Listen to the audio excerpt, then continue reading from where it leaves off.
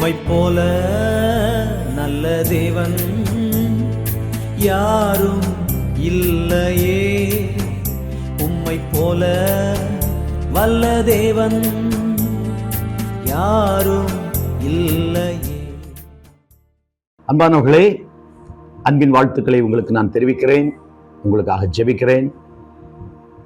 காலையிலேயே மதுராந்தகம் மன்னா என்கிற இந்த அதிகாலை வேதவசனமாகிய ஆகாரத்தினால் உங்களை கர்த்தர் திருப்தியாக்குவாராக.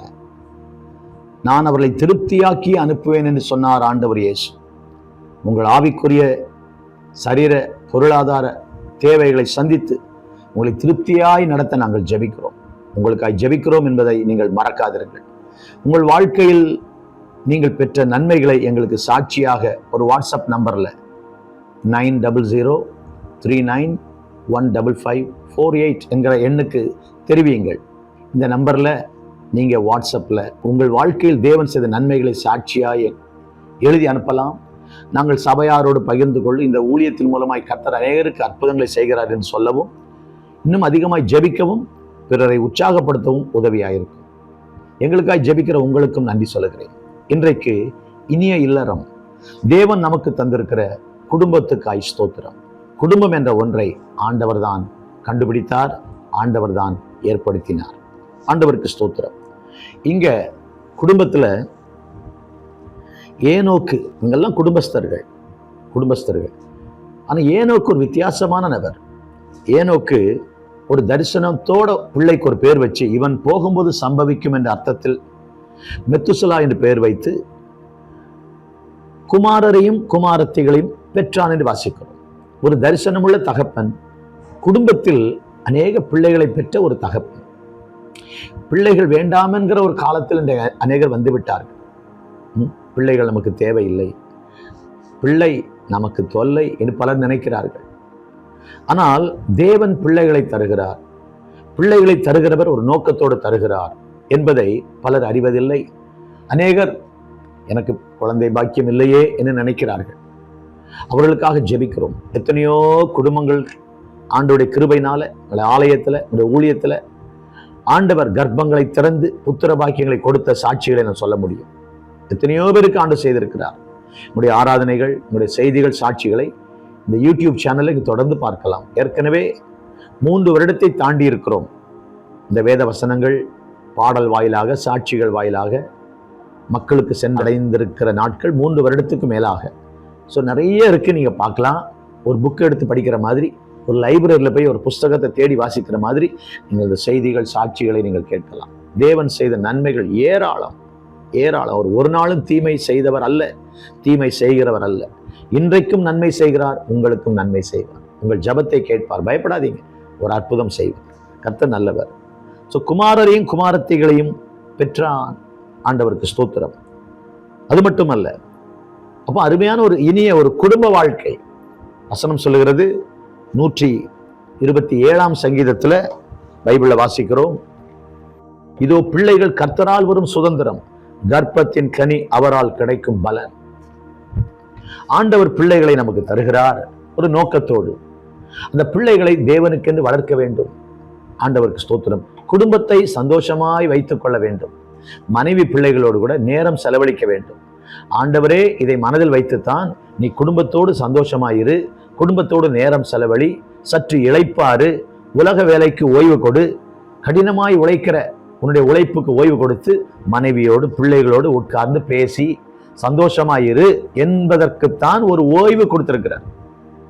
நம்ம ஞாயிற்றுக்கிழமையானால் இன்றைக்கு அந்த வாரத்தின் முதல் நாள் ஆலயத்துக்கு போய் வருகிறோம், அதோட சில படுத்து தூங்குறோம், இல்லைன்னா நம்ம வேலையை பார்த்துக்கிறோம், ஒரு மனைவியை கவனிக்கிறது இல்லை, பிள்ளைகளை கவனிக்கிறது இல்லை. நம்மளை இவங்க நேசிக்கலையேன்னு நினைக்கிற அளவுக்கு பிள்ளைகளும் இருக்கக்கூடாது, மனைவியும் இருக்கக்கூடாது. அன்றைக்கி எங்கள் கடைக்கு போகணும், கூட்டிகிட்டு போகிறேம்மா, இன்றைக்கி ஏதாவது வீட்டில் வேலை இருக்கா, செய்கிறேன். ஏன்னா சாயந்தரம் குடும்பமாக ஒரு ஊழியத்துக்கு போகலாமா, ஒரு கிராமத்து பக்கம் போகலாமா, அல்லது உங்கள் தெருவிலே நீங்கள் ஒரு ப்ரேயர் வாக் போகலாமா. நடந்து நடந்து நடந்து ஆண்டவருடைய நாமம் மகிமைப்பட, அவருடைய ராஜ்யம் அந்த தெருவில் வர ஒரு ஜெபிக்க நீங்கள் முயற்சி எடுக்கலாம். குடும்பமாக, அஸ் அ ஃபேமிலி இல்லை, the family that prays together stays together ஒருத்தர். சேர்ந்து ஜெபிக்கிற குடும்பம் சேர்ந்து வாழும். ஒரு இனிய இல்லறமாய் உங்கள் இல்லத்தை காத்துக்கொள்ளுங்கள். பிள்ளைகளை தேவன் தந்த ஆசீர்வாதமாய் நினையுங்கள். உங்கள் மனைவியை கர்த்தர் தந்த ஈவாக நினையுங்கள். இல்ல, கர்த்தருக்கு ஸ்தோத்திரம். புத்தியுள்ள மனைவியோ கர்த்தர் அருளும் ஈவு. இல்ல, மனைவி தேவன் தந்த ஒரு பெரிய கிஃப்ட். இருக்கிற வரைக்கும் அது கிஃப்டா தெரியாது, போன பிறதான் ஐயோ நினைப்போம். பலர் அப்படித்தான். ஆண்டவர் நமக்கு தந்திருக்கிற நம்முடைய வாழ்க்கை துணைக்காய், கணவராயிருக்கலாம், மனைவியாயிருக்கலாம், தேங்க்யூ லார்ட் அப்படின்னு சொல்லுங்க, நன்றி சொல்லுங்க. குறைகள் எல்லாரிடமும் இருக்கும். அங்கே வருத்தங்கள் வரும், மனஸ்தாபங்கள் வரும். மன்னித்து விடுங்கள், விட்டு கொடுங்கள், தாழ்ந்து போங்கள். யார் குடும்பத்தில் பெரிய ஆள் நினைக்கிறீங்களோ நீங்க தான் முதல்ல தாழ்ந்து போங்க. நான் தான் பெரிய ஆளு, நான் தான் வீட்டை நடத்துறேன்னா நீங்க தான், you have to be a role model. நீங்க தான் தாழ்ந்து போகணும். நீங்க தாழ்ந்து போய் பிள்ளைகளுக்கு மாதிரியா இருக்கணும். எங்க அப்பா உடனே கூல் டவுன் ஆயிடுவாரு, எங்க அம்மா உடனே கூல் டவுன் ஆயிடுவாங்க, உடனே சாஃப்ட் ஆயிடுவாங்க. ஏதாவது பேசினா கூட உடனே சந்தோஷமா இருப்பாங்க, ரொம்ப ஜாலியா இருப்பாங்க. எங்க அப்பா அம்மா ரொம்ப மகிழ்ச்சியா இருப்பாங்கன்னு பிள்ளைங்க சொல்லணும். எப்போ பார்த்தாலும் சண்டை போட்டுட்டு இருக்காங்க, எங்க அப்பா எப்போ பார்த்தாலும் திட்டுறாரு, எங்க மனைவிய எங்க அம்மாவை அடிக்கிறாரு, இல்லைன்னா எங்க அம்மா எப்போ பார்த்தாலும் சண்டை போடுறாங்க, ஏதாவது ஒரு சண்டையை இழுத்து வைக்கிறாங்க அப்படின்னு பிள்ளைங்க நினைக்க கூடாது. விசேஷமா பிள்ளைகளுக்கு முன்னால பிரச்சனைகளை பேசாதீங்க. எதை பற்றியும் பேசாதீங்க. உங்க பிரச்சனைகளையும் பேசாதீங்க, மற்றவங்க பிரச்சனையை பேசாதீங்க, சபையை பத்தி பேசாதீங்க. நிறைய குடும்பங்கள்ல பிள்ளைங்க கர்த்தருக்குள்ள வராம போறது காரணம் நீங்க தான். கணக்கு கொடுக்கணும், கவனிங்க. ரொம்ப ஞானிகள் போல பிள்ளைகளை வைத்துக்கொண்டு பல பிரச்சனைகள் எல்லாம் இடம் இருக்கும். அதை பிள்ளைகளை வைத்துக்கொண்டு பேசாதிருங்கள், ஊழியர்களை பற்றி பேசாதிருங்கள். இதெல்லாம் இன்றைக்கு குடும்பங்களை செய்வதனால பிள்ளைகள் கர்த்தர் மேல இருக்கிற அன்பு அவளுக்கு குறைகிறது, ஆண்டவர் மேல இருக்கிற வைராக்கியம் இல்லாமல் போகிறது, சபைக்கு வருவதில்லை. ஒருவேளை உங்க பிள்ளைங்க இன்னைக்கு சபைக்கு வராம இருக்கிறதுக்கு நீங்க தான் காரணமோ? உங்க பிள்ளைங்க ஆவிக்குரிய பிள்ளையா நீங்க வளராம இருக்கிறதுக்கு, அவர்கள் வளராமல் இருப்பதற்கு நீங்கள் தான் காரணமோ? உங்களுடைய பேச்சு தான் காரணமோ? உங்களுடைய ஞானமற்ற நடக்கை தான் காரணமோ? சிந்தியுங்கள். கர்த்தர் தந்திருக்கிற பிள்ளைகளுக்கு ஸ்தோத்திரம். ஒரு பிள்ளையா இருந்தாலும் சரி, அது 10 பிள்ளை. அந்த காலத்தில் சொல்லுவாங்க 16 பிள்ளைங்க, 16 பிள்ளைங்கன்னு சொல்லுவாங்க, 18 பிள்ளைங்க. இங்கிலாந்து தேசத்தை அசைத்து உலகத்தை கலைக்கின தேவ மனிதன் ஜான் வெஸ்லி, அவங்க வீட்டில் 21 பிள்ளைங்கன்னு சொல்லுவாங்க. பைபிள் அதை விட அதிகம் இருக்கு, அதை விட அதிகம் இருக்கு. ரெகோபயாமுக்கு படிச்சுங்கன்னா சாலமோனுடைய மகன் ரெகோபயாமுக்கு ஏகப்பட்ட பிள்ளைங்க, 28 60 யோசிச்சு பாருங்க, 88ன்னு வாசிக்கிற பிள்ளைங்க. இப்படிலாம் நிறைய பிள்ளைங்க பைபிள்ல இருக்கு, பெற்றிருக்காங்க. கர்த்தருக்கு ஸ்தோத்திரம். சரி, பிள்ளைகளை நம்ம கர்த்தருக்குள்ள வளர்க்கணும், பிள்ளைகளோட சந்தோஷமா இருக்கணும். ஸோ கர்த்தருடைய நாள்ல நீங்க கர்த்தரை ஆராதிச்சு குடும்பத்துல சந்தோஷமா இருந்து ஆண்டவர் உங்க வீட்டுக்குள்ள இருக்கிறாருங்கிற ஒரு மகிழ்ச்சியை உருவாக்குங்க. வீட்டை சந்தோஷமா வச்சுக்க என்ன செய்யலாம்?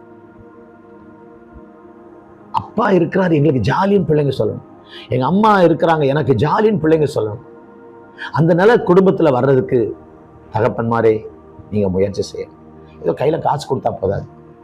அடுத்து பிள்ளைங்க கர்த்தருக்குள்ள இருக்கிறாங்களா நீங்க பார்க்கணும், கர்த்தருக்குள்ள பிள்ளைங்க வளர்றாங்களான்னு பார்க்கணும். என் பையன் சந்தோஷமா இருக்கிறானா, என் மகன் சந்தோஷமா இருக்கிறாளா, இல்லை என்னை விட போன்ல தான் சந்தோஷமா இருக்காளா, டிவியில சந்தோஷமா இருக்காளா? Please watch your children. கர்த்தருக்கு ஸ்தோத்திரம். அநேக பிள்ளைகளை பெற்ற ஏனோக்கு அவ்வளவு பிள்ளைகள் மத்தியில, அவ்வளவு பிள்ளைங்க மத்தியில வசனம் சொல்கிறது தேவனோடு சஞ்சரித்தான். ஆண்டவரோட சஞ்சரிக்கிறதுக்கு, ஆண்டவரை தேடுறதுக்கு, ஆண்டவரை ஆராதிக்கிறதுக்கு அவ்வளவு பிள்ளைங்க மத்தியில குடும்பமோ பிள்ளைகளோ கர்த்தரை தேடுவதற்கு ஏனோக்கு தடையா இல்லை. தேவனோடு சஞ்சரித்தான். அழகான வார்த்தை, தேவனோடு சஞ்சரித்தான் எழுதப்பட்டிருக்கிற அந்த முதல் மனிதன் ஏனோக்கு.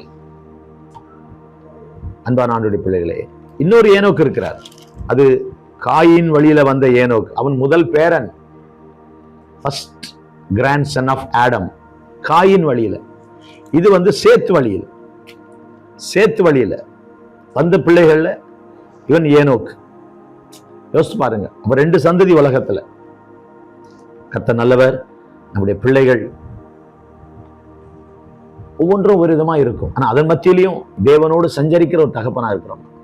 இல்ல பிள்ளைகளை கசந்து கொள்கிறோமா, பிள்ளைகளை கடிந்து கொள்றோமா, பிள்ளைகளை கோபமூட்டுறோமா? பிதாக்களே உங்கள் பிள்ளைகளை கோபமூட்டாதிருங்கள்.